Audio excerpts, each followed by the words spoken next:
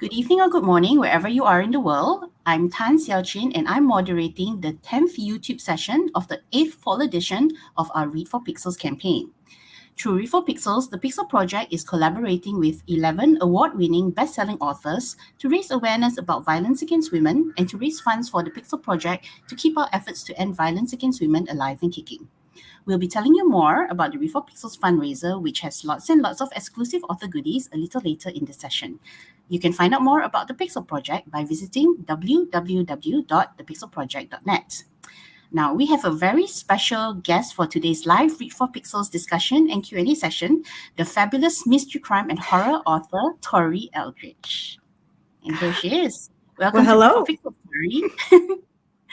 Okay, so, I'm sure many of you guys know, but Tori is the multi-award nominated author of The Ninja Daughter, The Ninja's Blade, and The Ninja Betrayed.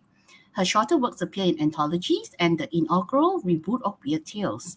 She's a Nicole Fellowship semi-finalist screenwriter and 5th degree black belt ninja. Tori has also performed on Broadway, television, and film. Now, aside from spending time with us here today, Tori has also generously donated a couple of super exclusive treats to the stash of author goodies we have up as perks for donors at the Read for Pixels Rally Up fundraising page. And there's a sneak peek there. Now, goodie number 1 is Tori Eldridge's Kick-Ass Ninja Goodie Bundle, which is only available for those in the United States. Now, this is a thrilling treat for one US-based Read for Pixels donor, featuring a bundle of Eastern-inspired LILY Wong themed goods consisting of one audiobook CD of The Ninja's Daughter, one audiobook CD of The Ninja's Blade, one signed and ninja stamped trade bag of The Ninja Betrayed, one lucky bracelet,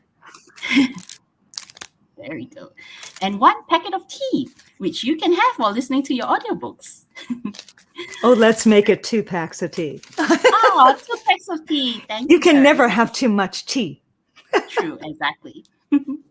And that's not all. Goodie number 2 is Tori Eldridge teaches you how to write strong women. And this is available to donors worldwide. So Tori is offering an exclusive opportunity for writers and writing groups out there. If you donate to the Read for Pixels fundraiser, she will spring into action with a one-to-one Zoom session featuring an intensive workshop on how to write fantastic and well-rounded female characters. This Zoom workshop will be 1 hour long, and you can ask Tori for her secrets and solutions for the challenges of writing women and girls in your books. And Tori is also happy to answer general questions about writing and publishing if you have them. There is just one workshop available, so do donate $200 now to book the slot with Tori. We have currently raised $2,715 towards our 5,000 goal so far, which is a little slow. So please do give generously before the fundraiser ends next month.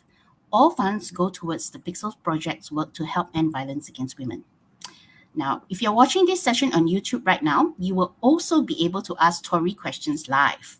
Just make sure you're logged into your YouTube account so that you can type your questions into the chat box to the right of the YouTube screen. And Juliana, who is today's producer and chat box moderator, will relay them to me to read out to Tori to answer. And now over to Tori. What will you be reading for us today? Well, as you said, I write the LILY Wong thriller series, mystery thriller series, and it's about my heroine, LILY Wong, who is a Chinese-Norwegian modern-day ninja in Los Angeles and a protector of women and children. And so I'm going to read from the first book, The Ninja Daughter. And in this particular scene, Lily has, there's already been a lot of action where she's already freed herself from this Los Angeles Ukrainian thug, and she's trying to get back to help this woman. And she's thinking back on something that happened a few years before with herself and with her sister. And this is the inciting incident of what causes Lily to really become a protector of women and children, what commits her to the path. So it's a very intense scene. She's my heroine, so it's going to work out fine for her, but it's pretty intense. Yes, folks. So just before we start the reading, we would like to issue a trigger warning for sexual violence. So, if you have any issues, you can just like tune out for maybe 10, 20 minutes or so and come back later when we get to the questions. But for now, over to you, Tori. Wonderful. Okay, so this is an excerpt from chapter 5. So we're kind of into the action here, but she's in a taxi. She's kind of recovering. I told the Ukrainian my story, the one I had never shared, because I knew he would not live to repeat it. I had entered into the story gently enough. I mean, what did I care if some Ukrainian thug knew the origins of my nickname, Dumpling, or how my father, Baba, had bounced me on his knee? Why should anyone have had to die just because they knew my father thought my baby belly was stuffed with secrets like Mama's dumplings? Besides, that wasn't even the truth. They weren't Mama's dumplings at all. They were Baba's. He learned to make them to ease her homesickness. But I hadn't told the Ukrainian any of my parents' secrets. I had only told him mine. But not just secrets either. I had opened the door to my shadow world and given him a reason to fear me. It's easy to fool people when you showed them what they expected to see. I had spoken those exact words while telling the Ukrainian my story, and in so doing, had told him exactly how I would use his arrogance against me. Was it my fault that he had been too short-sighted to understand? Had I been giving him a chance? Maybe. All I knew was that once I had begun telling the story wouldn't let me stop. It had happened 2 years ago. In the summer before my 23rd birthday, I was sitting in a bar, nursing a drink, pointedly ignoring the people around me. I didn't like the way they could take one look at me and act like they knew me, like they knew what I was about. It was profiling, but in my favor. They would take one look at my Asianness and assume I was this intelligent, ambitious college girl struggling to find a balance between the strict culture of my ancestry and the wanton opportunities of my youth. The stereotype. Were they wrong? No. But that was not, as my father liked to say, the meat of the issue. As in my namesake, dumpling, there were other mysterious ingredients that comprised a dumpling besides pork. There was a man sitting beside me at that bar. I remember him, being surprised by the sparkling cranberry juice I had ordered. He had probably expected me to have a rebellious affinity for Scotch or a predilection for Chardonnay. I had friends who would have fit both of those stereotypes. I was neither. I was cautious. I liked my mind clear, my wits keen, and my legs ready to run. And if I had been inclined to violence, which I wasn't yet, I wouldn't have needed to be pushed by alcohol. No. What I wanted at that moment was to run my fingers over every beautiful angle of that man's stunning face. Wanted, but didn't. I was far too disciplined for that. Instead, I leaned closer and let my hair caress while I blathered about national security, privacy, and the right to bear arms. Clearly, I had lost all my good sense. I remember laughing to myself as he struggled to ignore my hair on his arm and formulate a cogent response to my seemingly contradictory views, and liked him better for it. In fact, I liked him too much. Everything about him put me at ease and teased me with hope. So when he ordered a martini and offered me the same, I accepted. The taste was clean, the fruit tart and plump. I remember liking it so much, I considered taking a new name for the evening, put aside dumpling and call myself Olive. But after an hour of conversation, names had not been requested or shared. While normally this would have felt odd, on that night, it felt right and natural, as though there were far more important things to discuss than names. He pinched the top of my toothpick and swirled the remaining olive, stirred up feelings that I had only experienced once before. Was he congratulating himself on the conquest? If so, it was well earned because he had invaded my defenses and made himself at home. So when he downed the rest of his drink, I did the same.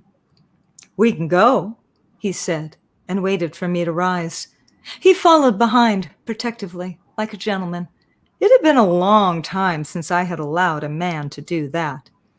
His car was parked nearby, close enough to be comfortable for me to walk if I had been wearing heels, yet far enough for him to take my hand. It was an endearing gesture, one that my compulsion for mobility would normally never have allowed. At least I was wearing my sturdy boots.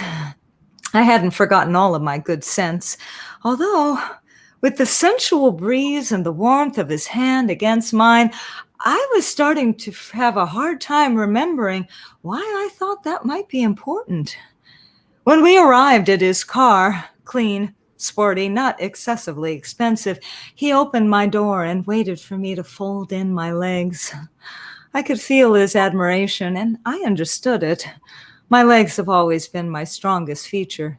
They might not be model length, but they had an athletic grace that made men think of passionate embraces.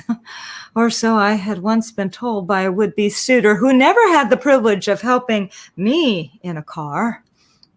As we drove, I thought about how out of character all of this was for me. The bar, the martini, the car. I didn't date, and I definitely didn't accept invitations from men I had just met. But something about him made me want to give up my lonely quest for vengeance and take a chance on love. Or at least, that's what I thought was happening. The more I tried to recall the moment of my decision, the harder it was to remember when I had actually agreed. The leather seat felt warm against my back. My skin flushed with fanciful thoughts. My mouth drooped in a droopy smile, betraying feelings I didn't understand. I looked out the window and tried to hide. The thoughts I feared were playing across my face. I didn't want him to get the wrong idea. Imagine, what would have been the right idea? The streets were dark. There were no neon bar signs, no cozy restaurants, no security-lit establishments. Everything seemed closed for the evening. We had ventured onto unforgiving streets with oppressive buildings and gaping alleys. Streets that were empty, except for phantoms huddled near dumpsters. Where are we? And why did my tongue feel like a swollen slug? I looked over at the man in my dreams, and what I saw was death. Everything about him had changed. His alluring scent had soured with sweat. His breath carried ugly words. I searched for signs of that calm, sincere gentleman and saw a psychopath. The seat jarred back as he made space to mount me, and I did nothing. Me, the kunoichi, the ninja who was never out of control, sat immobile as he ripped open my blouse and hiked up my skirt. I didn't strike or scream or buck. He had me, and he knew it. There was a metallic taste in my mouth that I hadn't noticed before, and it wasn't cranberries and it wasn't vermouth. It was medicinal in a way that would have tainted pure vodka. As I struggled to move my unresponsive body, my mind honed in on that swirling olive. His hand had been cupped over my glass as his fingers twirled the toothpick. The monster had dropped something from his palm while I had been gazing into his eyes. What had I allowed to happen?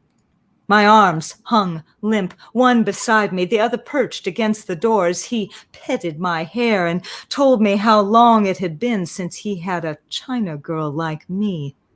That's when I saw him. When I really saw him. He wasn't just a tall blonde hunk in a Hugo Boss suit. He was the same well-dressed predator who had fooled my sister and ended her life. My numb hand hovered near my necklace, a long silver chain with a dagger-shaped purba. No one ever commented on it. Why would they? It was just an odd talisman with a carved face on a ceremonial-looking dagger. It was barely 4 inches long. It wasn't even sharp, just a harmless Buddhist artifact. And yet, there it was, within reach of my determined, nimble fingers. As he unfastened his pants, I walked my fingers across to my collarbone. As he maneuvered his hips, I folded the carved face of the purba into my knuckles. And as he shoved his pants to his knees and fumbled with the feeble barrier of my panties, I gripped the base of the dagger. Make me strong, I prayed, and then I struck.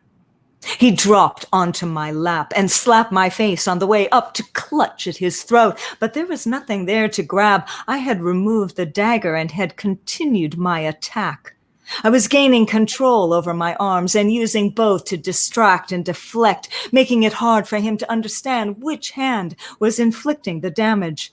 He could have smothered me with his weight if he had remained calm. Instead, he panicked, and a lucky fist hammered my sternum.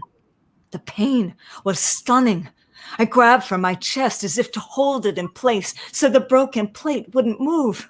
Crazy, I know, but that's how it felt, as if the only thing holding me together was my hand on my chest. So I kept up the pressure until I was sure nothing would move, and my sternum felt solid and secure, and then I stabbed him in the face. With every strike, I yanked and ripped, tearing his flesh into dog meat with a 3-sided dagger. I didn't need to see the damage. I just kept striking until his strength gave out and his body expired. Then I opened my door and I fell onto the curb. It took several minutes before I stopped shaking, before I had quieted my sobs and spit away the traces of his blood. It took more to crawl to my feet, where I swayed until my drugged body grew accustomed to standing. My clothes were ripped. My face and torso were covered in blood. But I was alive. I was lucky.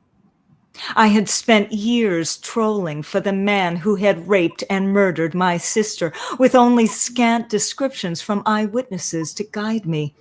I knew my 15-year-old sister had used a fake ID to get into one of those clubs that catered to the 18-plus crowd.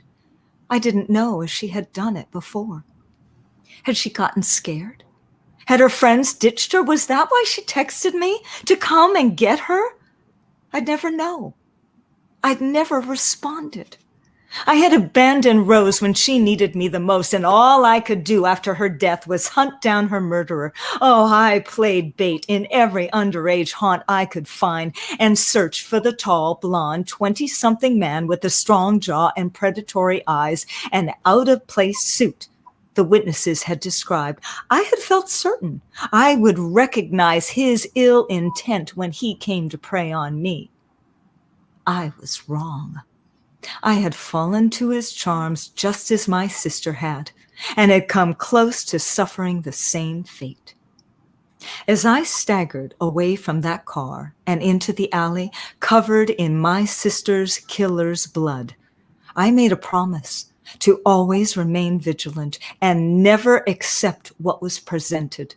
I would look deep and jump slow, and I would question everything. It would keep me alive. And more than that, it would help me keep others alive. There was no mention in the news of anyone killed that night in that vicinity, nor could I find any man fitting his description in any of the nearby hospitals. So either he had somehow driven away, or I had suffered from a horrifyingly visceral hallucination that had somehow left me drenched in blood. Either way, it had left me with a feeling incomplete. I would never know for sure if Rose's killer was dead or alive. I leaned my face out the open window of the taxi and let the breeze dry my tears. The version of the story I had told the Ukrainian had been simple and to the point. The more profound recollections and personal revelations were only now invading my mind. I had told him just enough to relieve my heart of its burden, but not enough to send him running in fear for his life. I had given him reason to respect me, but not enough to fear me. I had given him a chance. But after sharing my darkest secrets, the Ukrainian, whose death had been burning a hole in my conscience the entire taxi ride, had only said one thing: "I don't give a shit." Well, if he didn't, why should I? Awesome, Tori. That was such a great reading. We had a little conversation going on in the chat box about it, and I'll just show one comment from Carol Gizander, who says, "I'm enjoying the reading performance very much." I appreciate that. I enjoy giving readings. It gives me a chance to kind of stretch those former actor skills. So I appreciate you enjoying it. Yep. Okay, so let's hop into the questions. Okay. As you mentioned, your Lily Wong series features the titular Lily Wong, who's a modern-day Chinese, Norwegian, American Kinuichi, all-female ninja, who helps protect and/or rescue women who are being abused, molested, raped, or sexually exploited. And she's also surrounded by female characters like her mother, Violet Wong, a Hong Kong-born financier who went against her father's wishes to marry a Norwegian-American farm boy turned Chinese cuisine chef. And I never thought I would actually say that. I know, right? A North Dakota Norwegian farmer who gets married to a Hong Konger financier and becomes an authentic Hong Kong cuisine chef. Yeah, that's not something that happens every day. Yeah. Yeah. And there's also Alicia Rayner, who's a Black woman who runs a women's refuge together with her Jewish husband, Stan. Now, who or what are your inspirations for your female characters? Well, I have to say that this series draws very close to home. I am Chinese, Norwegian, and Hawaiian. So my mother is Chinese Hawaiian from Maui. My father was Norwegian from North Dakota. They met and married in Japan, and my sisters were born in Tokyo before the family moved to Honolulu and had me. And so interestingly enough, I did not set out to write something this close to me. I wrote a short story, Stream of Consciousness, which was actually based on that scene I just read. And as I wrote that scene and I was describing this character in the bar, I realized that she was mixed Asian like me. And as I kept writing the story, I realized that she was a ninja. And I went, wow. And as I wrote the short story, I said, I know, because she was telling it to the Ukrainian in the short story. And as I did that, I was like, I know that scene. It's a novel. It's not just a novel, it's a series. And that's when I realized that I had written something so incredibly close to me that would allow me to dive into my Chinese and Norwegian heritage and show, the world a more, authentic and contemporary view of modern day ninja and kunoichi, which are, a female ninja. So Lily came from me. Her mother came from Lily, all of her family came organically from me looking at Lily, understanding who she was, and kind of reverse engineering what kind of people, what kind of parents made this person. Right. And that's where I came up with Violet Wong. And in the third book, which is The Ninja Betrayed, which just released on Tuesday, Lily escorts her mother to Hong Kong because her job as a financier in the family business is in jeopardy. And so, all of this comes around. Alicia, well, how did I come up with this Compton woman running a women's shelter? Well, what better woman to run a women's shelter, quite honestly, right? I live in Los Angeles. I've lived in Los Angeles for, 35 years. And, we have a wonderful city. And, down where Lily lives in Culver City is just north of Compton. And, I just came up with this shelter, where Lily could be employed by them and go out and help rescue and protect women, to help them that are coming to the shelter, and to help, with that. And then, of course, Lily also finds people on her own to help. And so that's where I came up with Alicia. And I just thought it would be delightful if she had this former stockbroker, New York Jewish husband who just adored her to pieces and was willing to use his former career, the money he had earned, to give her what she wanted most in life, which was to run a women's shelter. I feel like I need a Stan too. I know, right? Stan is wonderful. I love Stan. What a guy. True. Okay, so to follow up a bit on that, so the mystery crime genre has its share of female stereotypes and tropes, and in addition, the genre doesn't have many mixed race, or indeed perhaps any Chinese, Norwegian, American female amateur sleuths. I don't think there's a Chinese Norwegian heroine in fiction, period. Yeah, I haven't read everything in the world, so I just wanted to make sure. I would be very surprised. True. And okay, so with a mixed race female protagonist such as Lily, it's not a stretch to deduce that the risk of stereotyping is doubled when gender and race intersect. So, okay, I think you kind of answered the first part of this question, but just bear with me. Why did you choose to write about a Chinese, Norwegian, American female ninja and amateur sleuth? And how do you challenge stereotypes to create mixed race female characters with agency like Lily when dealing with the world around them, including situations that involve sexism, misogyny, and violence against women and girls? Great question. So I already went over the first part. She came, stream of consciousness appeared to me, and then I realized that in many ways she was very close to me. She's not me. Goodness, I'm old enough to be her mother. I'm older than her mother, but and my life has been much more peaceful. But she does draw from there. But here's the thing. Like anything, right? Not all mixed Asian women are alike. We do not all have the same experiences. Go figure. So, so it wasn't enough for me to just draw from my experience, especially since I grew up in Hawaii, and that is a whole other thing, right? Hawaii. So one of the first things that I did was to interview a whole bunch of my friends and my son's friends, because they're of that age. Lily is 25, and especially first generation with Chinese immigrant mothers. So fortunately I have a big community, and so I had a lot of women I could touch base on. And so I did a lot of interviews, and I asked them about their childhood. What was it like? Did you go to Chinese Saturday school? Did you study Cantonese or Mandarin? What was your mother like? Did you study martial arts? What did she think about that?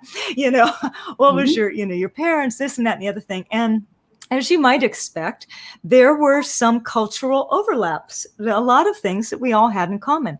And there were a whole lot of differences, because we are individual people. And so, so it was nice because I had a very deep well of cultural and personality and interactions from which to choose when I created Lily Wong. And as I said, we meet her mother, we meet her mother's parents. In the stories, we hear about them, and then we actually meet them. We learn about her father. We learn about her father's parents. We hear some stories about them in the first book. We actually meet Gong Gong and Popo, Lily's grandparents from Hong Kong, when they come to visit Los Angeles in The Ninja's Blade. And then, of course, we are, up to our eyeballs in the Hong Konger family and in the Ninja Betrayed. And all of that came from Lily, organically from Lily. And then into them, what made them tick? What is important to them? So, how do you avoid stereotype? You avoid stereotype by writing real people. Yeah. And, And let's go on to another aspect of that. So Sure. your female characters are definitely multifaceted women with agency. However, in the case of mixed race and other non-white female characters, readers may perceive them as unlikable or trying too hard, instead of lauding them as compelling and determined as they would if they were male and white. So when you write your books, do you ever feel pressured by gender and cultural expectations to make your female characters' independence and style of humor relatable and likable, particularly with negative stereotypes about submissive Asian women still very much alive? Interesting question. I never feel the pressure to make them, likable or relatable, but it is my goal to make all my characters relatable. And I think what makes Lily, here's the interesting thing.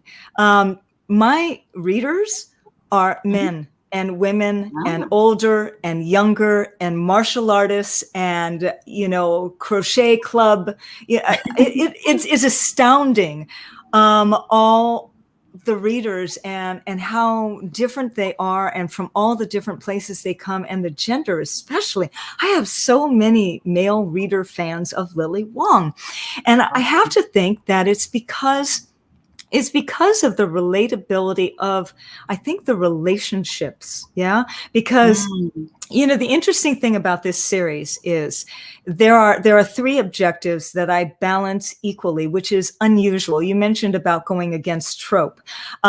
These are action thrillers. So I've got ninja and authentic action thriller going on. I have an intricate mystery, right? Sleuthing going on.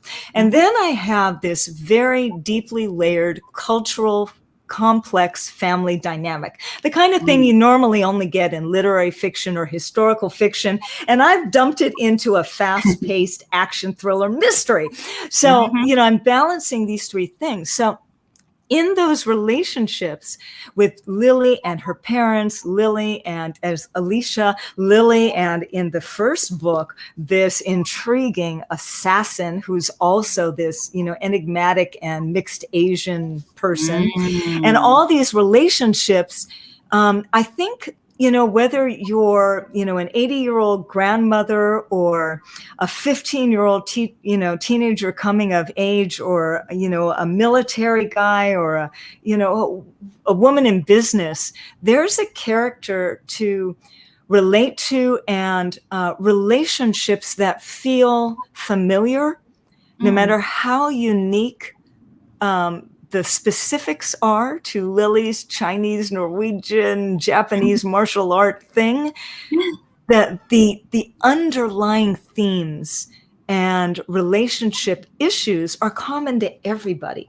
And I think when we can touch on that commonality in our stories with our characters and with our readers, then I think everybody can relate. And then I don't think you have to worry about, is my character likable enough? Are guys going to like her? Are women going to like her? Is somebody going to think she's too strong or whatever? It's like when I was into martial arts, it was mostly men, and I got invited to go across the country and teach weekend seminars, to 100 students. And I would say 95 of them were men, and a lot of them were military, and a lot of them were law enforcement. And it never occurred to me, oh gosh, well, will I be too strong? Will they be able to handle this strong woman? Will I be likable enough? Will they think no, I just did my thing and taught my stuff, and they learned, and, we trained, and it was awesome.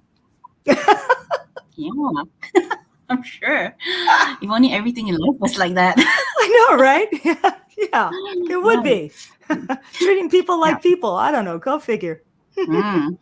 Yeah, and speaking of relationships, your books definitely pass the Bechdel test with your depiction of complex and interesting relationships between women, including female friendships and family relationships with camaraderie and complexity that feel very real to many female readers. And for those watching who are not familiar with the Bechdel test, it basically asks whether a work, whether book, movie, TV series, etc., features at least two women talking to each other about something other than men. So, Tori. Yeah, no. Gosh, I would hope so. Yes, so this is the question, Tori. Why do you think many authors, including mystery crime authors, still have trouble writing stories that pass the Bechdel test, despite the fact that there are so many more things that women talk about other than So men? many more. Oh goodness, I'm sorry. I just can't stop laughing. That was fabulous. Goodness, like there were, yeah, like we couldn't find another thing to talk about. Thank guys, Mm, crack me up. Yeah. Why? Okay. Stop laughing. All right. Here's why I think. In most mysteries, all right, first and foremost, you are sleuthing. You are mhm, solving, a crime, right? So everything is geared towards that. yeah. And very frequently there's some kind of romance that's mixed within there. Okay. Mm, And so there isn't a lot of time for these other things because they might pull away from the point of and the drive, right, of the book, mhm, which is to solve the crime. Because you can't get off on a tangent to such a degree that you slow your book down, right? mhm, So I think maybe that's something that could happen in mysteries. And action thrillers, that's definitely a thing, right? Because you've got this high octane, or hopefully high octane action. Everybody is in jeopardy. Very frequently, you have thrillers that have, a male and female character that are, in this together, and there's some sexual tension or something, or a little mm, bit of romance. But usually maybe it's a man, the woman, they're on this path together. So where's the other woman? There is no other woman, or it's a man and a team and they're going to rescue a woman. Again, mm, where is the woman talking to another woman? It doesn't serve the story, right? And that's what's mm, driving the story in an action thriller. Now, in my books, like I mentioned, they don't follow a trope. So mm, I am balancing action thriller, fast paced, high octane and all that kind of stuff. And I also have the intriguing, sleuthing, uncovering the thing. And then I have relationships. yep. That is an equal point in my books, that triangular balance, which means Lily has relationships not only with her parents, but with the women that she's helping. And believe me, they're not in a situation where they want to be talking about a guy at the moment. Like in the Mm, second book, The Ninja Betrayed, Lily does a deep dive into the commercial sex trafficking of youth, of teenagers in Los Angeles. And so there are a lot of teenage characters in this mm. book. And Lily is having some real serious conversations with some of these gals. And so I think maybe that's why some are not passing that romance test. And do you have any tips or suggestions for writers who want to write female conversations and relationships realistically? Hmm. Well, I kind of rely on my acting Mm, skills when I'm doing dialogue, and so I kind of pride myself on pretty authentic dialogue, and I find myself acting it out as I'm typing. And when I'm doing this, I'm kind of you've heard of method acting. Well, I'm kind of a method mhm, writer. So I it's kind of funny. I get into that character and I pretend like I'm her. But mhm. then I also get into the other character and I pretend like I'm her. So I start talking to myself as this character and as this character, and we have a conversation out loud. Oh, So, so you're like, if I'm basically writing doing a split outside, personality. yeah, if I'm writing outside, my neighbors are hearing me. If Mhm. I'm writing inside, my husband's calling. Oh, did you say something to me? I'm like, no, honey, I'm writing. In the third book, The Ninja Betrayed, when Lily and Ma go to Hong Kong, there's a scene in this book where Lily and Ma have this amazing conversation. And I'm writing this thing and I'm talking the dialogue and I am Mhm. crying ugly tears. I mean, Oh, oh. and I'm having this conversation.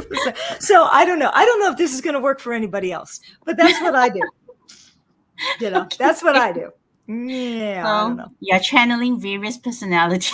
Yes, when you're I writing. channel personalities, which is hilarious that you mentioned this because next month we're doing the cover reveal for a Brazilian horror novel that's called Dance Among the Flames that comes out in May 2022. And there's a lot of channeling of spirits in that because it involves the Brazilian spiritualism. So it's funny that you mentioned channeling, but yeah.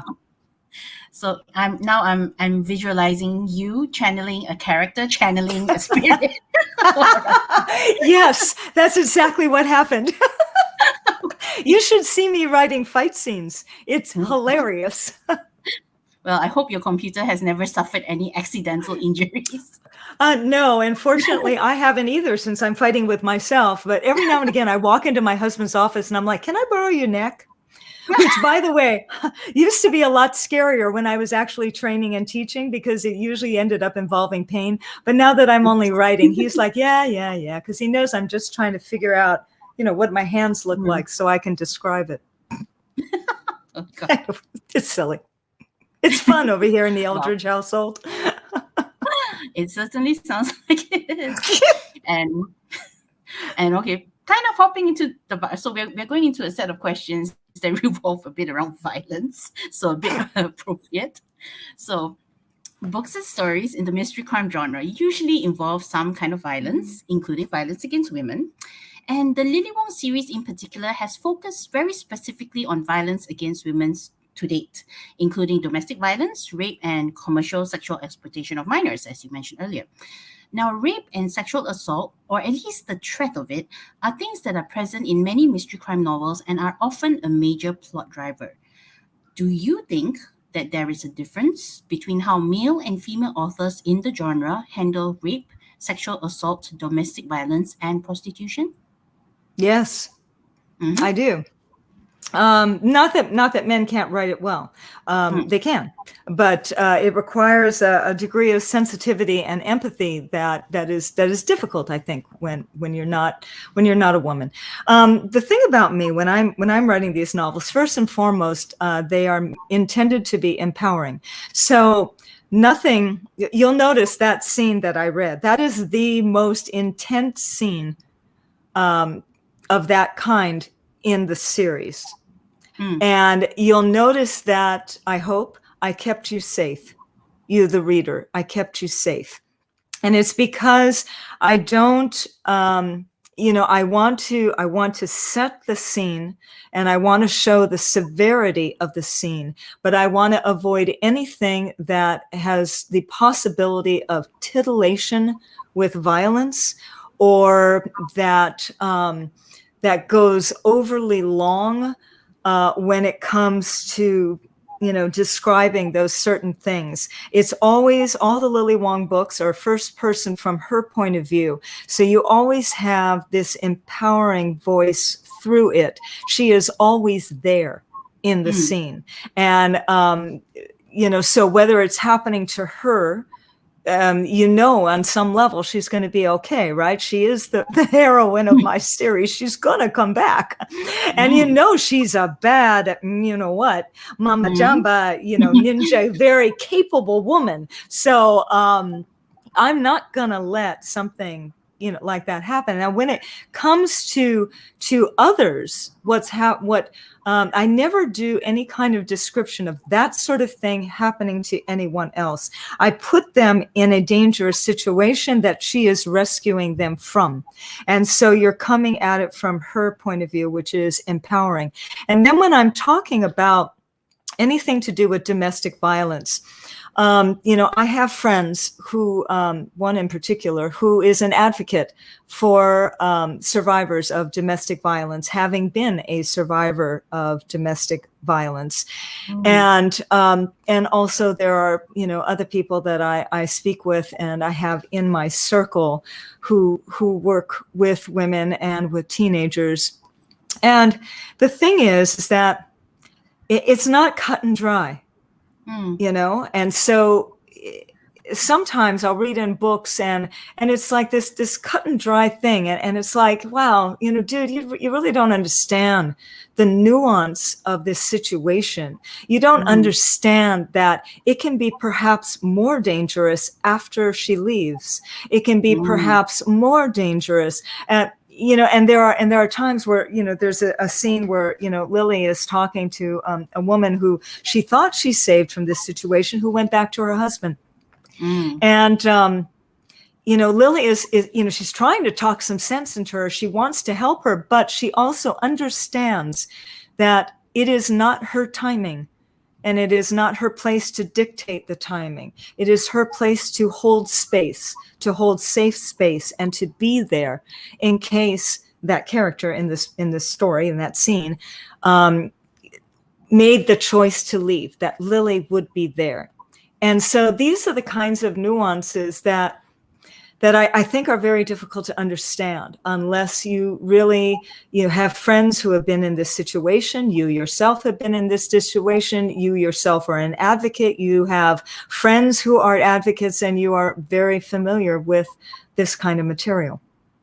So are there any tips or suggestions that you can share for portraying these kind of female characters? Those who have experienced rape, domestic violence, childhood sexual abuse, or commercial sexual exploitation without reducing them to the sum of their trauma?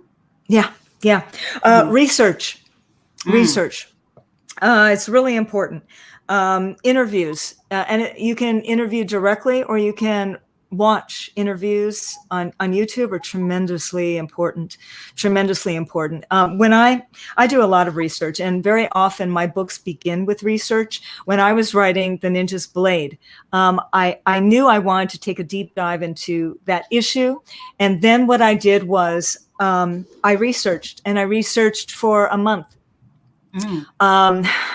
The things I researched, articles and interviews and accounts and survivor accounts and all of these things. And what happens is, as you read a variety of things, you start to see that it is not just one way, and it is not just one type of woman, or one type of girl, or one situation, or one economic status, or one bad mistake, or one, social issue, or one, it's not like that. It is across the board. And so you have to watch enough and research enough that you get the broad spectrum of all these different ways that this can happen.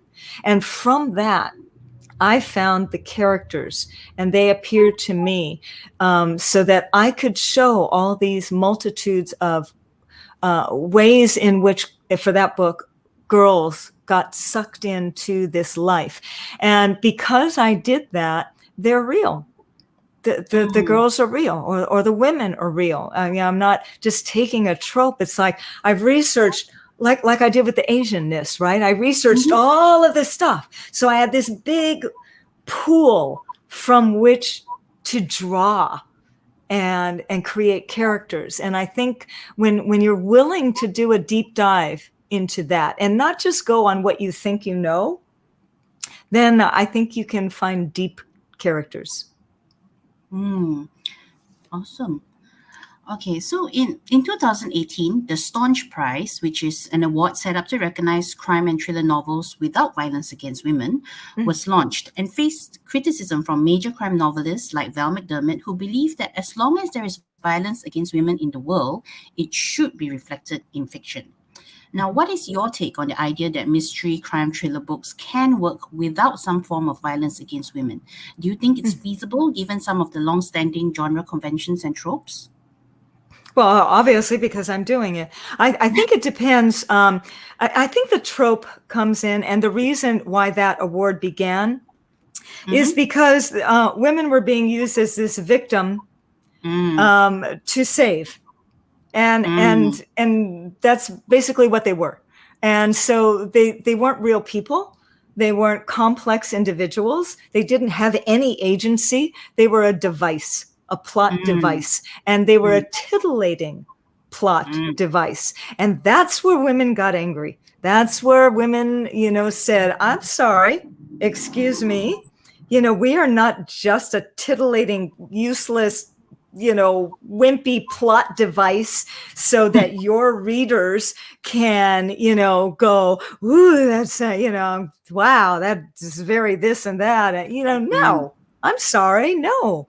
So yeah, if you're writing that, just stop. Just don't do it. Just stop. Just enough of that. The time has passed for that kind of thing. However, if you are writing crime fiction and you are dealing with women, then you are going to be dealing with crimes against women. And the majority of crimes against women involve abuse, domestic abuse, and sexual assault. Sorry, but that is, predominant. I mean, we don't get, generally speaking, we don't get in fist fights in bars. That's not the kind of thing that's going to happen to us, right? We don't tend to get in just, random knife fights. There are women in gangs, but that's not, the primary way in which women, run into trouble. It's assault and it's abuse, and a lot of it is domestic abuse. So when you look at a character like Lily, number one, I'm balancing it by having a female, a woman, a heroine with agency who's out there in that protective, respectful, rescuing point. And even though she's doing that, she still respects and values the people that she's helping. They're not just these powder puff, tropes. They're not devices. They're people that she learns from. Imagine that. She actually learns from the people she helps. Why? Because she gets to know them. Why? Because to really help somebody, you have to empathize with them. You have to put yourself in their shoes so that you can understand what they're dealing with, so you can help them in a way that really matters. So these victims, right? These people that Lily is helping end up teaching her a lot and impacting her life in very powerful ways. And that gets carried from one book to another to another. So yeah, that's what I think about that question. Not that I have any opinion. It's not like I have an opinion on this or anything. Okay, well, let's try another one here then. How do you find a balance between showing violence as an integral part of the story but not showing violence gratuitously? Oh, well, I'm kind of an economic writer. I like to be as descriptive as possible in as few words. And I started in writing in screenplays and screenwriting. So I'm all about pacing. I like to get into scenes at the last possible moment and exit a scene as soon as whatever the point is has been done. So I don't linger, I don't draw things out for the sake of drawing it out. My books are fast paced, they're page turners. They're evocative, they set the scene, they do all that stuff, but without being just inherently gratuitous, even, whether it's just being descriptive of a setting, let alone violence. So that's not my nature in general, to be overly like that. And as far as that's concerned, if you're writing, then I would say, in your rewriting, look at that and think, do I really need 4 sentences to say that? Or can I choose better verbs and fewer adjectives and phrase it in just the right way that one sentence will say all of that and imply all of that? And if you can do that with language, you're not going to run into gratuitous stuff. Now, when it comes to violence, because hey, these are ninja. This is a ninja book. There's gonna be violence, right? There are bad guys. In the third book, in The Ninja Betrayed, she's in Hong Kong. There are triads, there are this and that, in the first book, there's the Ukrainian mob, there's sex traffickers. And the second book, all this stuff, there's gonna be violence. My readers, they want action. And because I'm trying to bust through the sensationalized mythology of ninja, we've always seen it, right? We've read the books, we've watched the television shows, we've seen the movies, we've watched the comedies. We know about the ninja in black pajamas scurrying around the roofs and the assassins and the, and all the cool stuff. And by the way, I dig it all. I love it. I love it all. But that's not what I wanted to write. I wanted to write authentic. I mean, I hold a 5th degree black belt, for crying out loud, in Toshindo ninja martial arts. I don't think people know that there are people like me. We're all over the world. There are ninja where you live. I guarantee it. And I don't know a single assassin. Everybody I know, all the ninja I know, are training to empower themselves, empower others, and for the betterment of the world. We are a cool bunch of people. And we have a we are.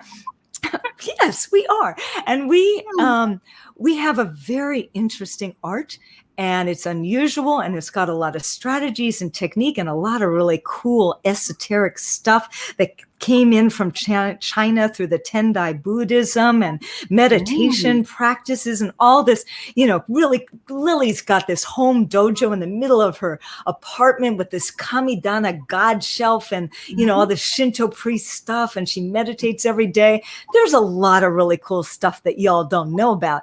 And I wanted to share that. Right. So when I write violence and Lily's, involved, which of course she always is, I want to approach it from her emotions, number one, so that my readers get a sense of being in the fight and how it feels to be in the fight, right? And I want to give you some, clues into I play with time, slow and stretch time, so that she can think about things and reason about things and maybe remember things her sensei taught her and, stuff like that. And then, of course, I want to drop in some ninja tidbits so that my ninja friends around the world, when they read it, they go, I know what that is. I could do that. I could show you how to do that. But at the same time, I don't want to get so bogged down that you're like, this person punched this and they did that and this and that, because that's no fun. So I've completely forgotten your question. It has something to do with gratuitous violence. That's how I avoid it. Show violence gratuitously. That's how I do it. Yep. Yep. I think you answered the question. Okay, just go out and do that. Right. Okay. One more general question on violence. So many people in the anti-violence against women movement say that male violence is the main, if not the root, cause of violence against women and girls, and of violence in general. How do you think stories like yours can help move this conversation forward in a constructive way? So you're saying that there are people who think the violence in fiction is increasing the violence in real life? Is that what you're saying? No, I guess it's more of a reflection. In your stories, how do you talk about male violence and violence against women in a way that helps us bring the conversation more into the conscious stream of the society? Oh, okay. Again, it comes from writing real people with real specific issues, and writing characters that are in those situations for very different reasons, very individual reasons. And in order to do that, you have to have a greater understanding of all the many ways, all these many things can happen to all sorts of women in all sorts of places and communities and status and, economic or social or ethnic or, whatever. The greater your understanding is about, and the deeper your understanding is about this huge issue.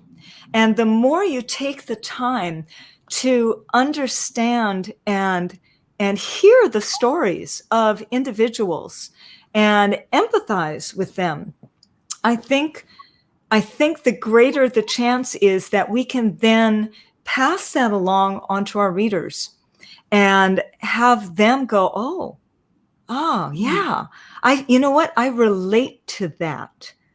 mm, Too frequently, if you use just kind of a glossed over, stereotyped, shallow, right, version mhm, of somebody, a woman, right? And mhm, then other women are like, "But I don't relate to that. Yeah, that's not me. I don't live there. I don't do that." And then men are like, I don't relate to that. I don't even understand that.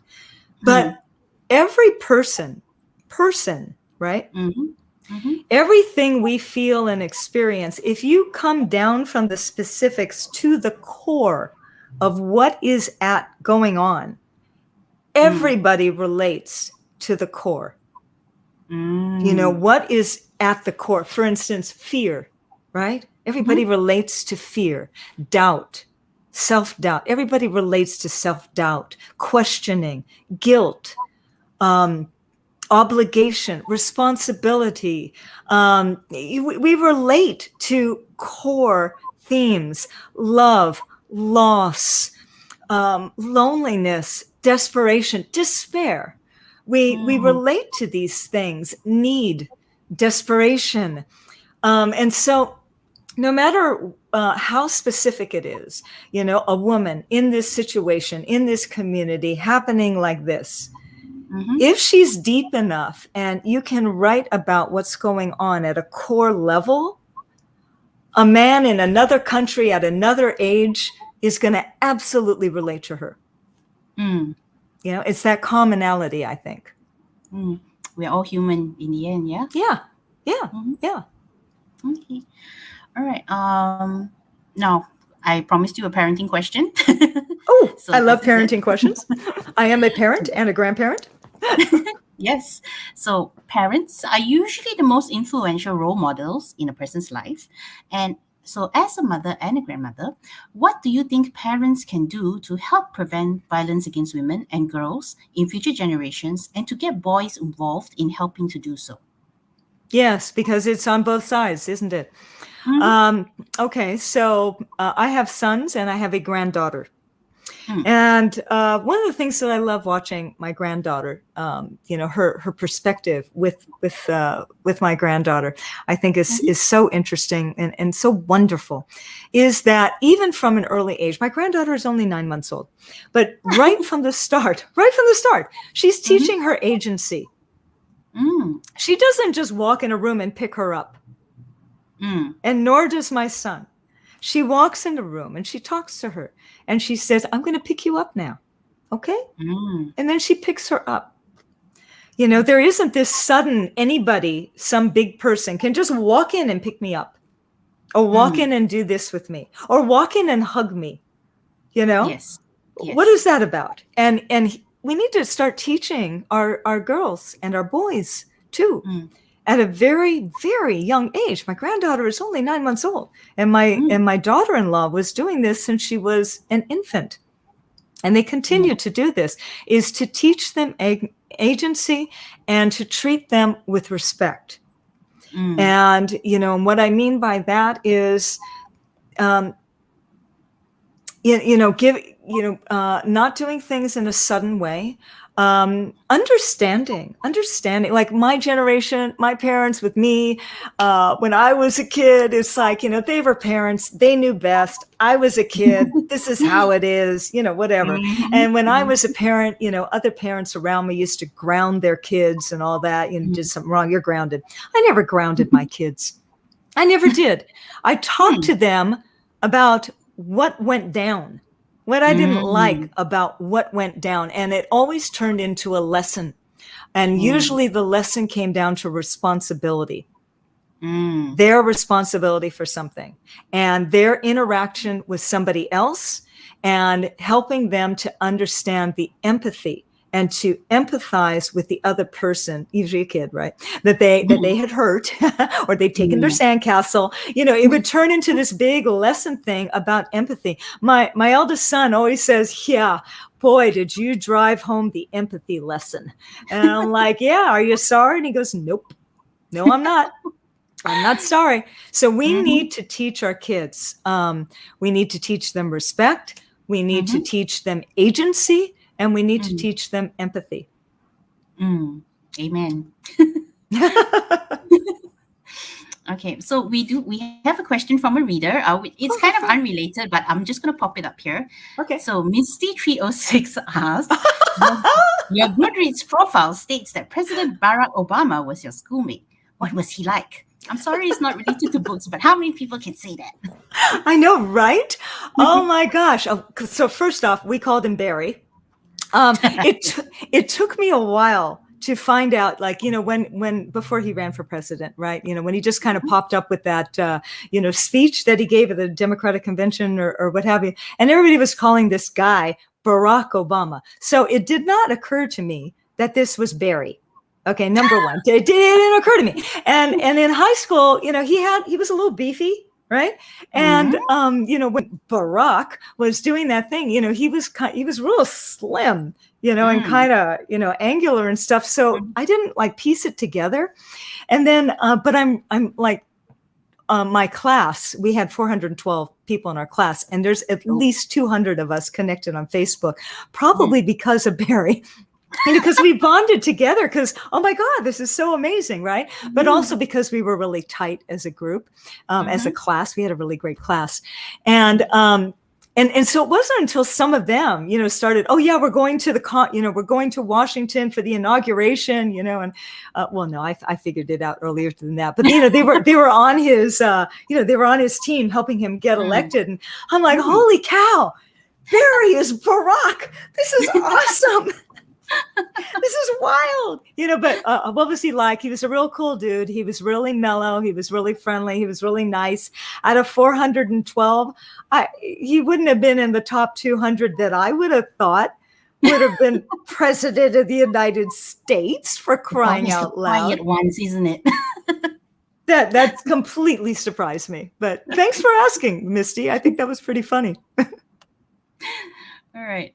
Okay, so we've actually come to the final question of our session. So you have been so very incredibly supportive of our Read for Pixels campaign and our anti-violence against women work as a whole. So this is a two-part question. First part's a bit obvious.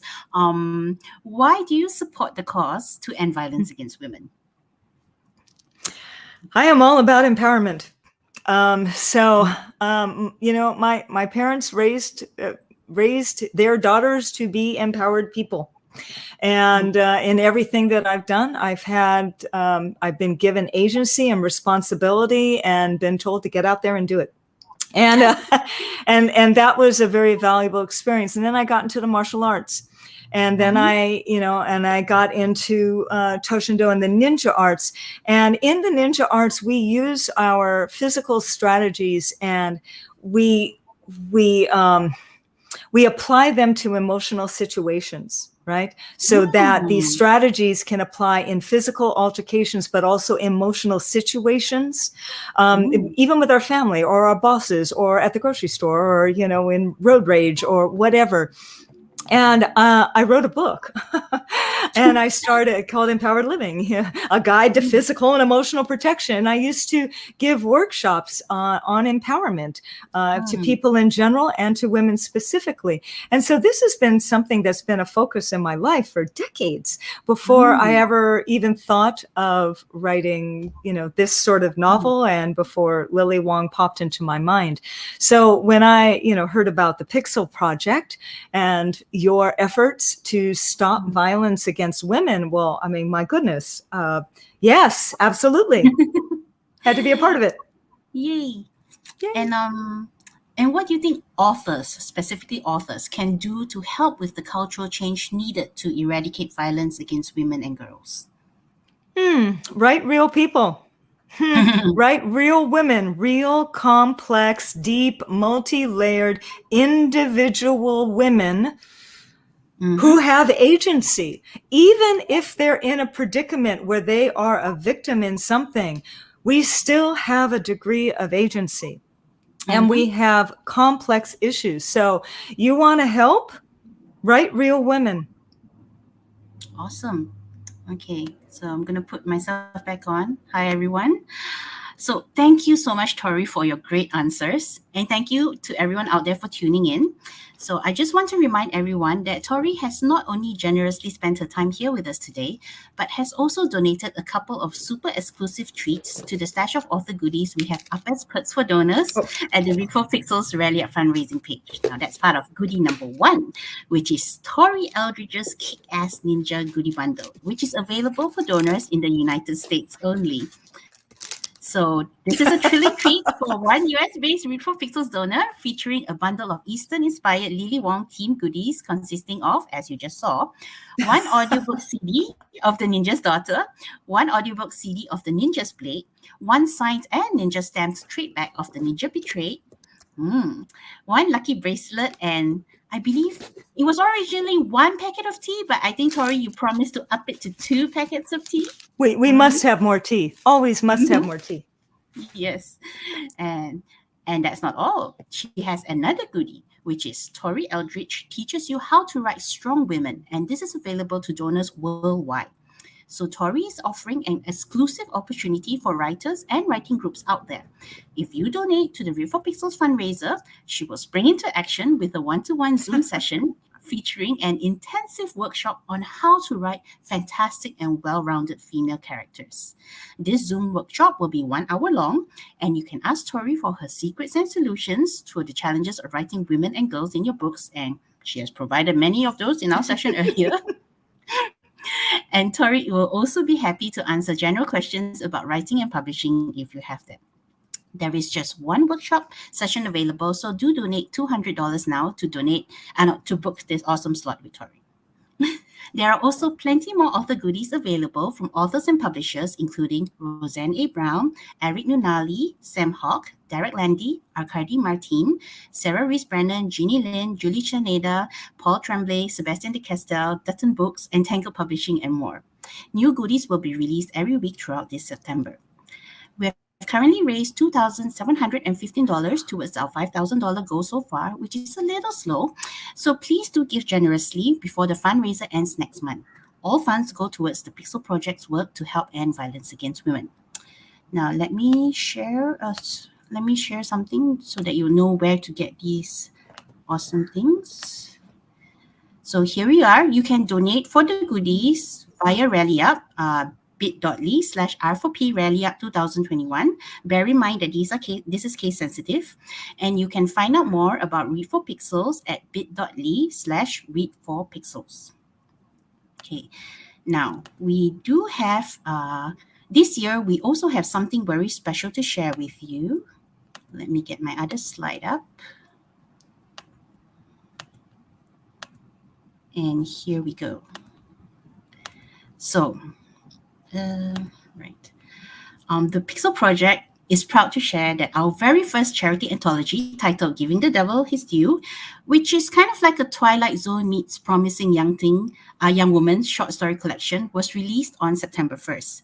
Aside from the special limited edition cover, which you can see on your screen, we have also teamed up with 12 of the 16 authors who contributed to the anthology to offer an exclusive limited edition bookplate for early bird buyers. Each author will sign 16 bookplates, and they will be available on a first-come, first-served basis. Each bookplate also includes a resource for domestic violence and sexual assault victims and survivors in 205 countries.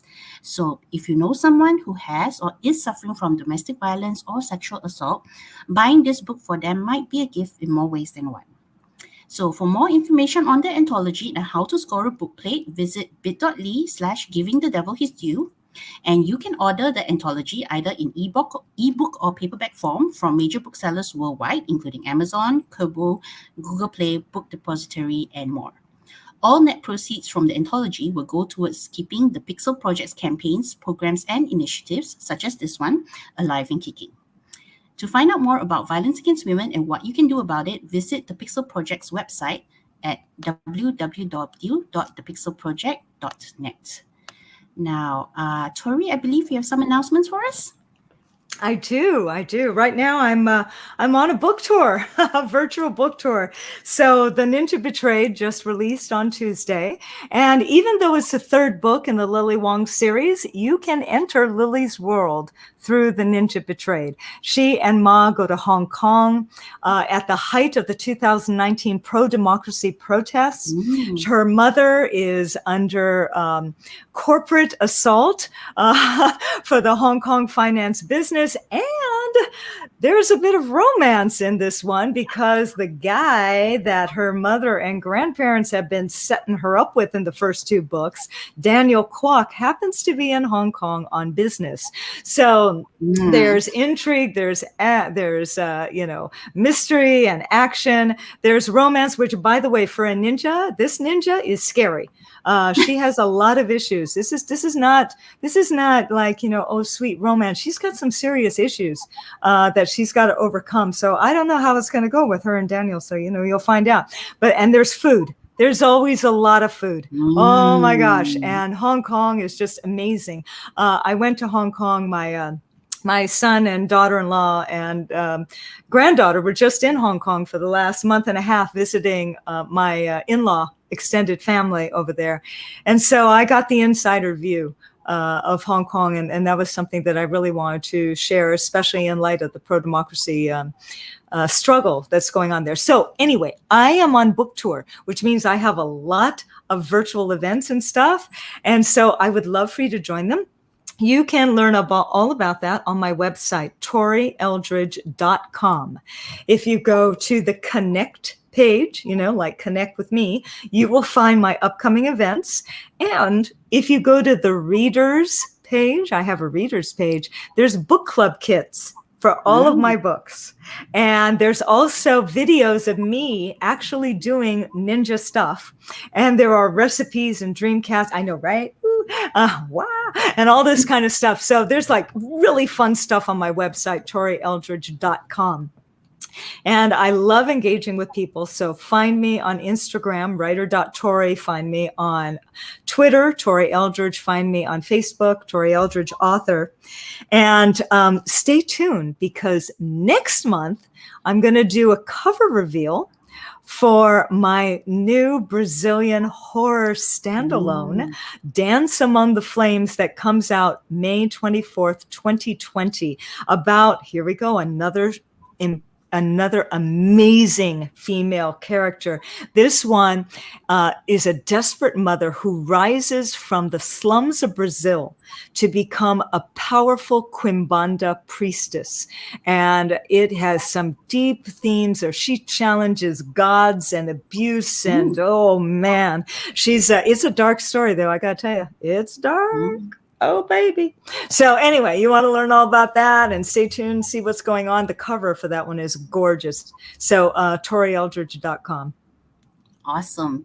All right. So unfortunately, we've come to the end of our session today. Once again, a big thanks to Tori for hanging out with us and answering all our questions. And to the rest of you, thank you too, and have a good day or good night wherever you are in the world.